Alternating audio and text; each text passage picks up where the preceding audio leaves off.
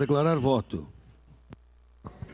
Vereador Felipe, quero cumprimentar o senhor pela justa e merecida homenagem ao sempre prefeito, governador, deputado estadual, federal, vereador desta casa, José Ivo Sartori. Vereador Felipe, eu sempre tive, desde o movimento estudantil, uma das minhas bandeiras, ter uma universidade pública aqui na nossa cidade que beneficiasse toda a nossa região.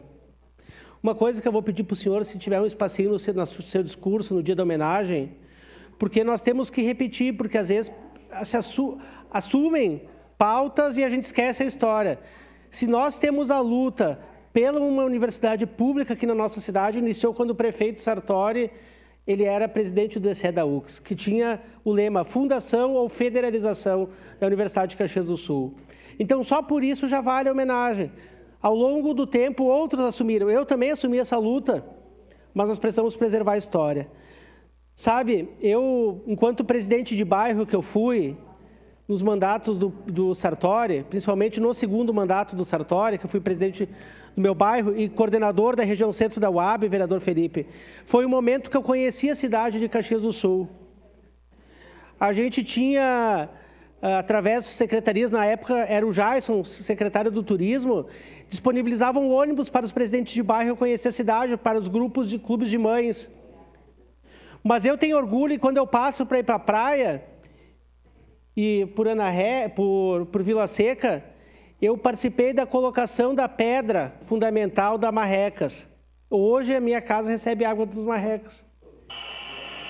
Quando eu vejo cidades faltando água, eu sei que Caxias do Sul tem água suficiente e tem 2 projetadas. Só por isso também já vale.